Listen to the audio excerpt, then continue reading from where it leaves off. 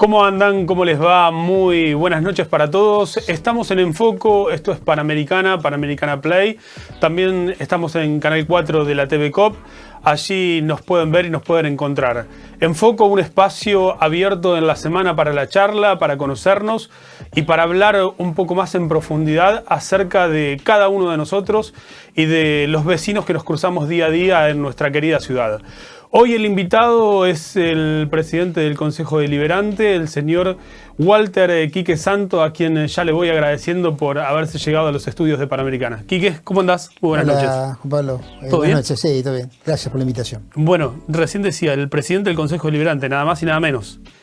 No siempre es fácil hablar y distenderse con un político enfrente, con una persona que hace política permanentemente y que hoy ocupa un lugar de importancia. Está bueno, ¿no? Abrirse también a la sociedad desde otro lugar y mostrarse desde otro lado, ¿no?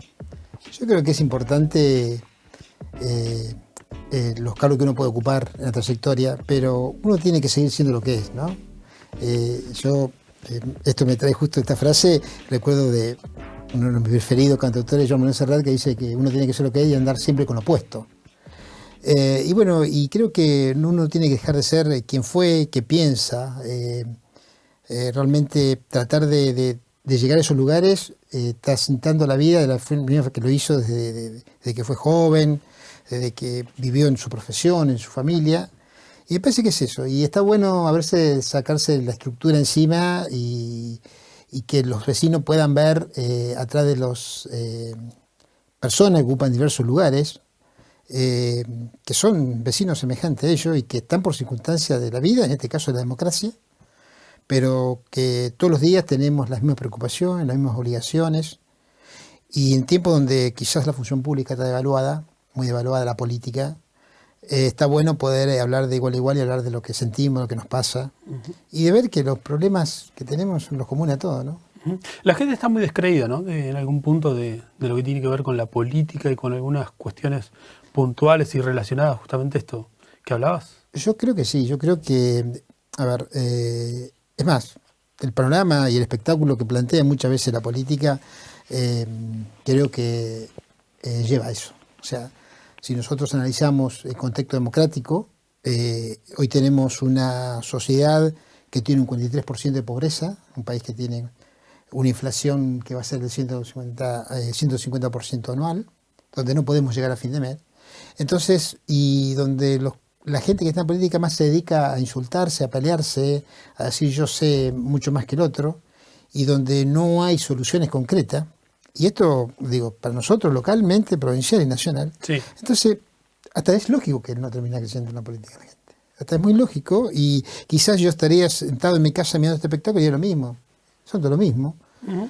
Y estamos en una sociedad donde creo que por ahí se ha acostumbrado mucho a este espectáculo del reality show, ¿no? De discutir, de decir cualquier cosa, donde no hay contenido. Y yo por ahí vengo de otra escuela donde me privilegio el contenido del envase. Claro. Y bueno, y es una política hoy por hoy, parece que tomando un concepto de la calle no garpa mucho, ¿no? O sea, claro, donde realmente es mejor tener un envase, decir cualquier cosa, decir frivolidades o cosas sin contenido. Uh-huh. Y me parece que lo que necesita la sociedad es poder discutir contenido, esencia de las cosas, ver si nos pasa esto, por qué nos pasa. Y bueno, y ese debate hoy me parece que está instalado en la sociedad y es una de las consecuencias de que la sociedad vea en definitiva a la política y meta todo en la misma bolsa como que todos son lo mismo, ¿no? Y en esto también tiene que ver, supongo, en la autocrítica que tenemos que hacer los medios de comunicación, de que se ha logrado el espectáculo de todo y que hoy justamente esto que planteabas, gritar o quizás ser el último que tiene la palabra vale más que de lo que pueda decir o lo que esté contando o la solución que pueda llegar a traer un problema. Creo que es un poco la combinación de todo esto, ¿no? De saber de que tenés los medios de comunicación que le dan lugar a esto, de que quizás se valora un poco más el discurso del grito o de la prepotencia y no tanto el de las ideas. Mira, creo que sí, comparto esa visión. Creo que tiene que ver un poco con una matriz de que fue calando hondo en la sociedad, que tiene que ver con una especie de capitalismo salvaje. Todo hoy se mide en función de lo que ganás o lo que cobrás. Entonces los medios que miden por el rating o por más publicidad tengan, tratan de generar estas cuestiones. Y es una bola de nieve con el tiempo que se hace muy grande. Leía no hace mucho un libro que se llama La Sociedad del Espectáculo, por eso lo mencionaba, Sí. y donde decía que antes los políticos, años 60, 70, 50, les gustaba sacarse fotos con premio Nobel, con filósofos, y hoy los políticos se sacan con artistas, con chef, con gente, digamos, panelistas que dicen cualquier cosa. Digo, eso marca una cuestión, que no es que los políticos le quieran, sino que eso es lo que vende, y a los medios por ahí le conviene un político o cualquier persona que venga y haga un escándalo y que hable mal del otro.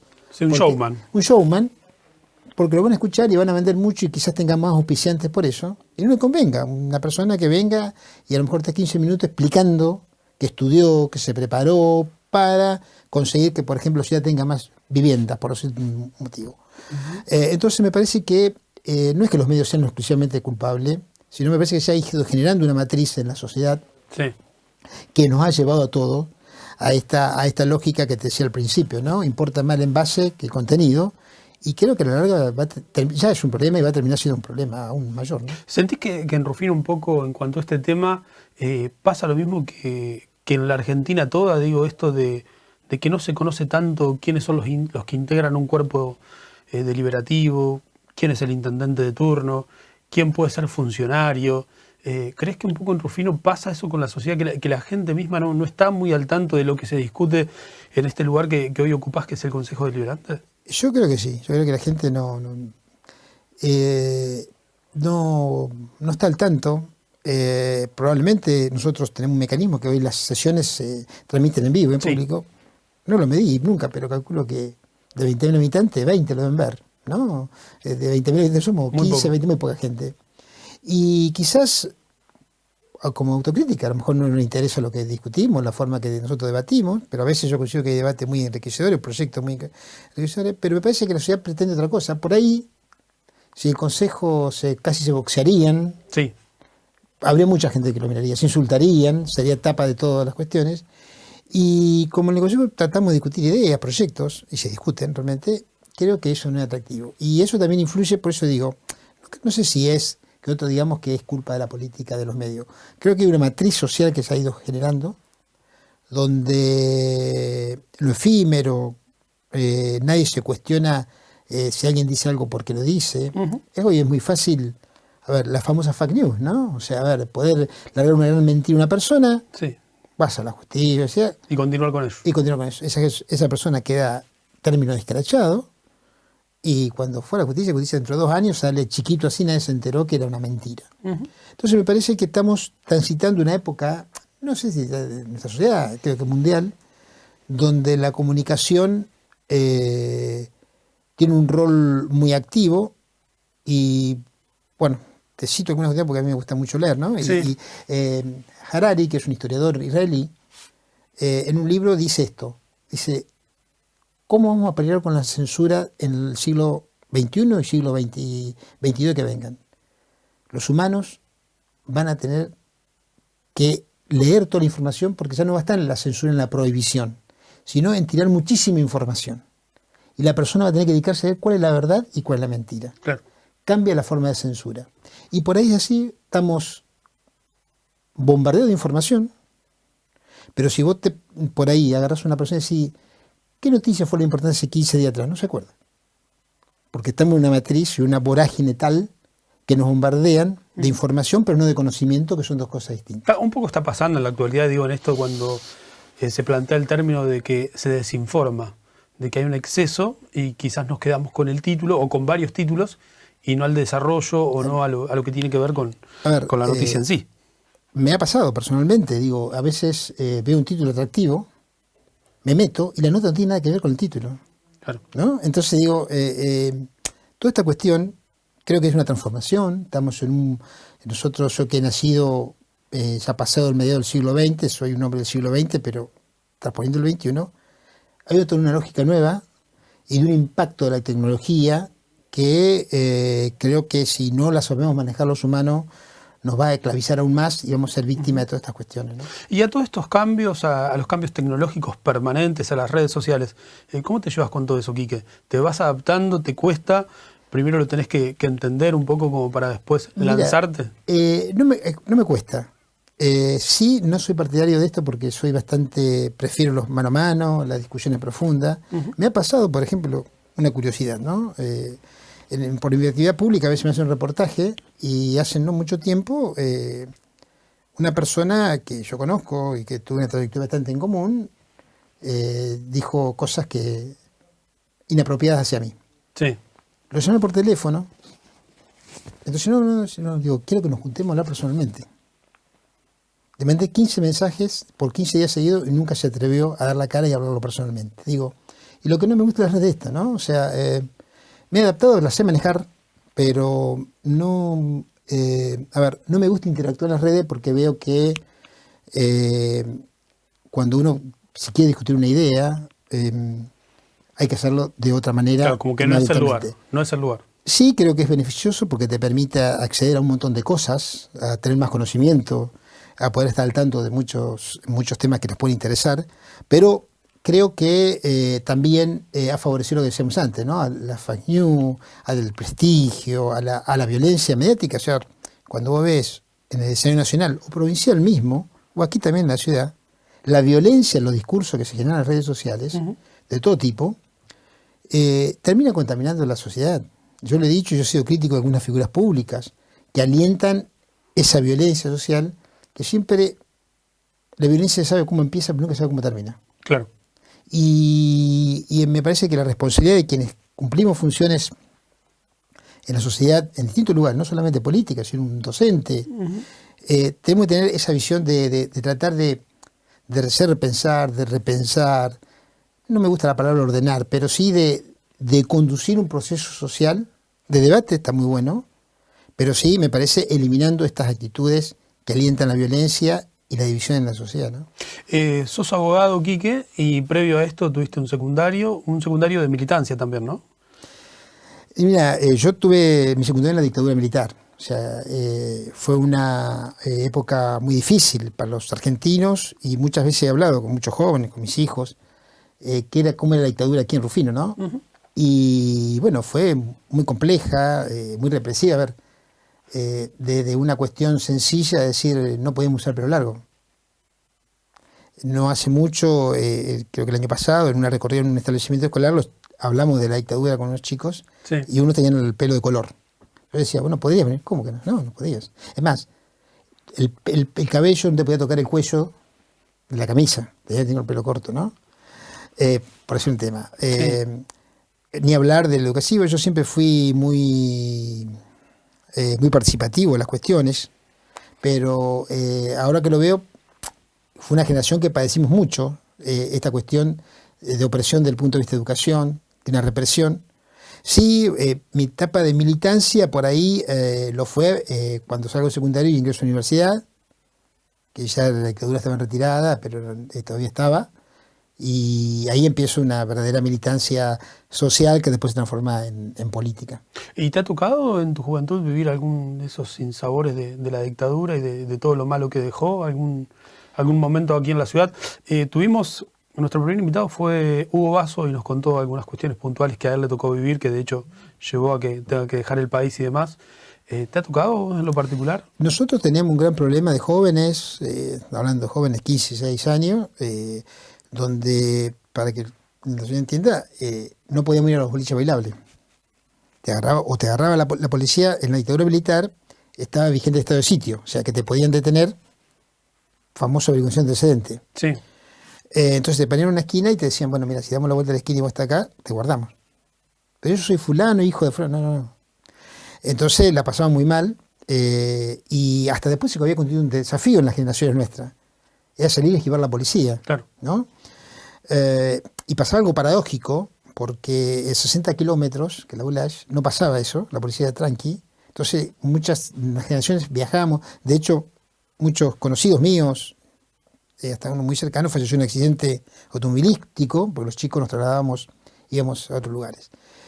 Rufino tuvo desaparecidos, pero acá la cuestión represiva, por así decir, cuando yo la veo, la tuvimos en la educación, la tuvimos en las salidas nocturnas, y en una sociedad donde, bueno, realmente bajaba ese discurso autoritario y el no te metas.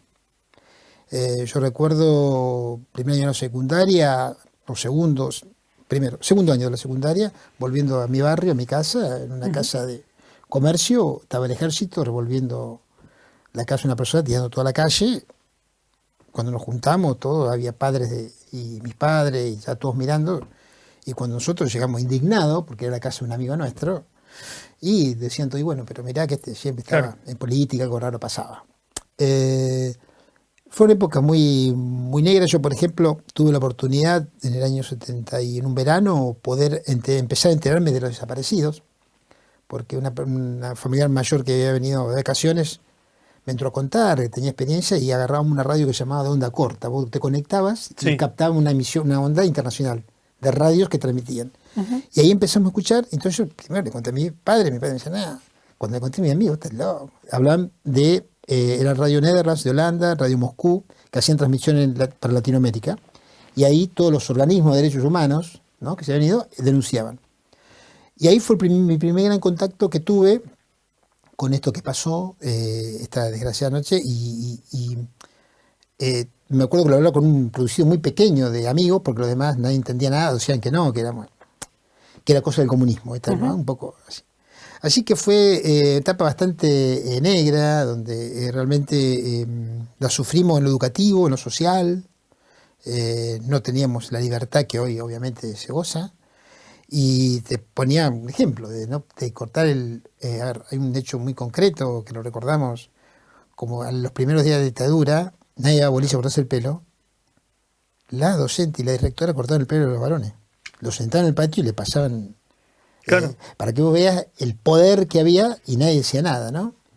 Entonces, me parece que nosotros, mucha gente me encuentro hoy, todavía hablamos, a mí nunca me pasó nada.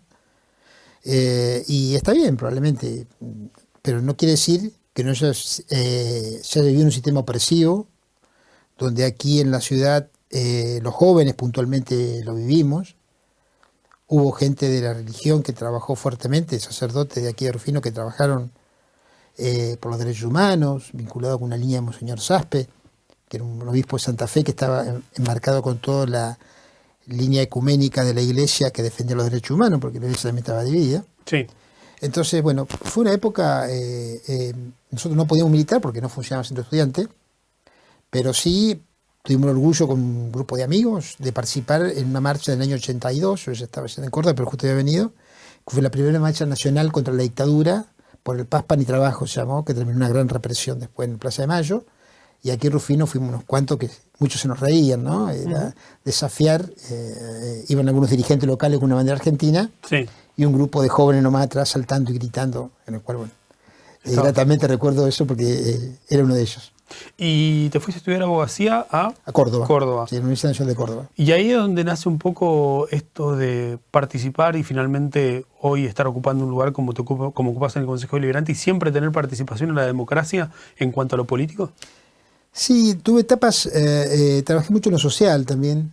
Mi trabajo por ahí puede decir que más que lo político, yo siempre fui un ávido lector, siempre me gustó leer mucho y siempre leía lo que me caía en mis manos, y siempre tuve una inclusión. Hoy leí algo que me sentí identificado. Hoy se cumplen 100 años del nacimiento de Rey Favaloro, y leí una frase que no sabía, pero leí en los medios, decía que la vida sin compromiso social no tiene sentido, decía Favaloro. Y como que me impactó, ¿no? Porque digo, yo sin tenerla presente, mi militancia empezó por ahí de ese lado. Yo empecé, si bien siempre leía y me gustaba todo lo relacionado con la política y la historia política, yo empecé a hacer trabajos sociales en mi facultad con un grupo de gente, que algunos militaban, otros no, que eran los consultorios jurídicos en los barrios populares, en las villas. Bien. Hacíamos consultorio jurídico con un profesor, y ahí empecé a militar, empecé a interesarme. Primero había participado en una movida que habíamos hecho, que hicimos año 83, de la dictadura militar todavía, hicimos acciones por el ingreso irrestricto y contra la dictadura, y después empecé a trabajar mucho más en lo social, sin identificar ningún movimiento político. Bueno, seguí estudiando y haciendo esta tarea. Después entré a trabajar en una línea política dentro de la universitaria, estuve en la Federación Universitaria de Córdoba. Sí. Siendo estudiante primero, Y después, bueno, tuve un impasse, me enamoré, me casé, vine a Rufino, seguí trabajando aquí de mi profesión, empecé a trabajar con varios gremios, de la perspectiva del derecho laboral, y después, cuando vine el menemismo, la nefasta nuestra, entro a participar en lo que fue el Frente Grande, que fue una expresión política Sí. para enfrentar al menemismo en los años 90, ¿no? Ahí tengo mi gran participación. Había gente de diferentes espacios. Diferentes espacios, socialismo, gente que había salido del peronismo, gente del radicalismo, constituyen una fuerza que fue segunda en elecciones, que no se pudo ganar, pero peleó en el año 95 contra la elección de Menem. Ese espacio después se terminó diluyendo, constituye la alianza con la Rúa, pero yo ahí me alejo, no milito, y me dedico, cuando viene la crisis social del 2001, Sí. sí, vuelvo a trabajar en todo lo social, trabajo con un grupo de vecinas y vecinos que tengo los más gratos recuerdos, que constituimos un comedor que funcionaba en la Unión del Norte, un comedor popular, Sí. para niños, y tuvimos un comedor que funcionó como 8 años después, Sagrada Familia se llama, bueno, donde tengo los mejores recuerdos, donde trabajé codo a codo, todos los domingos se daba Claro. un almuerzo gratuito y se congregaba un montón de gente, se había armado una coordinadora local, otra funcionaba en la sociedad rural, nosotros funcionábamos en el... Y ahí tuve una militancia social. Hasta que después, bueno, decidí con un grupo de vecinos armar un partido local, Sí. y ahí inició, si se quiere, entre comillas, la carrera política mía de abril del 2006. Está bien. Vamos a seguir hablando con Walter Quique Santos, presidente del Consejo Deliberante, acerca de la actualidad, de la política, también de su pasado y bueno, cómo fue su formación al día de hoy. A la vuelta de la pausa, Quique nos va a responder la pregunta que nos dejó Claudia Oliva, la invitada de la semana pasada, y mientras él nos va a dejar su pregunta para el próximo invitado o invitada. Estamos en Enfoco, hacemos una pequeña pausa y continuamos aquí.